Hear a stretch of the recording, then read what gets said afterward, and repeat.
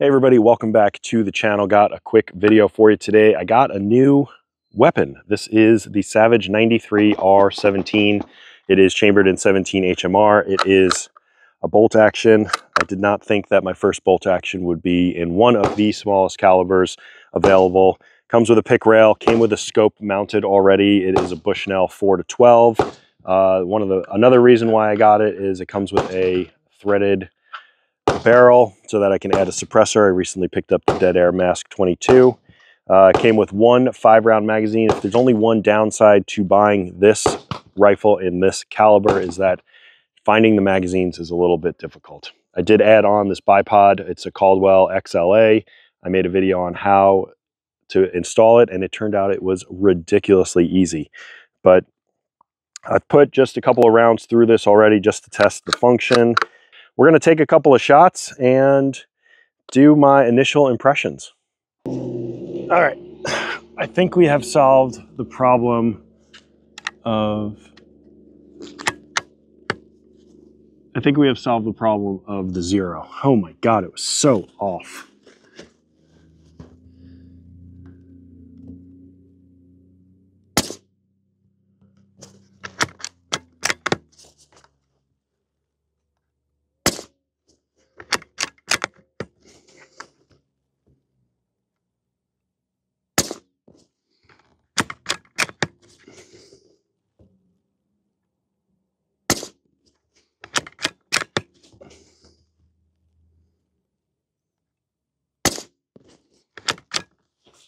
All right, problem solved.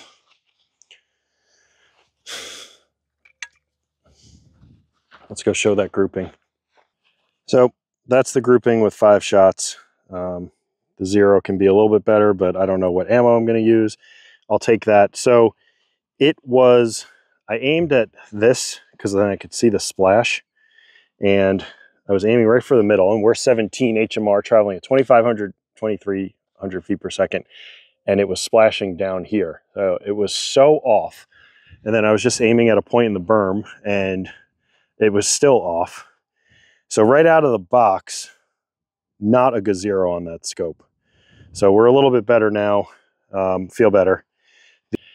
The being suppressed, it doesn't have much recoil at all. You can see your shots, which I really wouldn't expect suppressed 17 HMR to have a lot of recoil, but it's very stable, especially with that bipod that I have and the rear bag. So solid varmint setup. I'll be interested to do some gel tests with that, see how much penetration those little rounds get going so fast, or as fast as they are.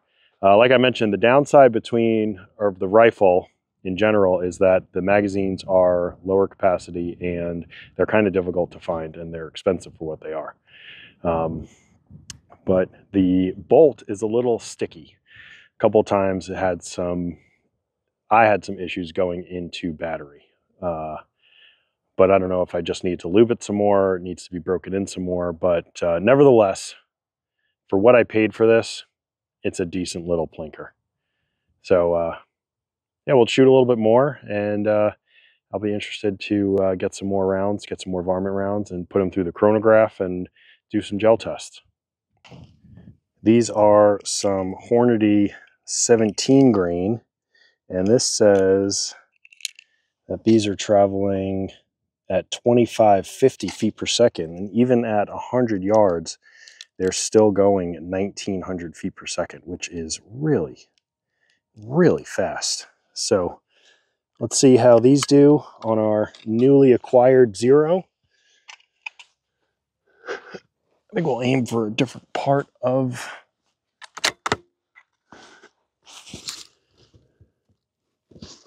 We'll aim for the top. We'll aim for like 3 o'clock. No, we'll aim for about... No, we'll aim for 3 o'clock on the black circle.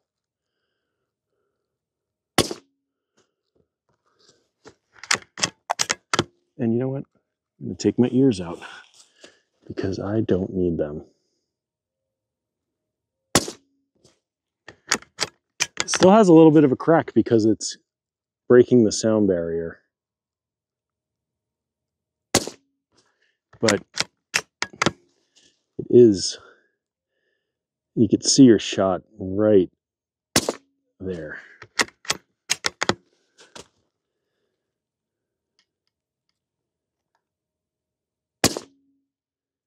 So that was a really good grouping. Let me walk down there and show you. Actually, you know what? I'm just gonna do another set, and then I'll show you both at the same time. All right, so we're gonna aim at 12 o'clock, and it should be winding up in about the 11 o'clock spot.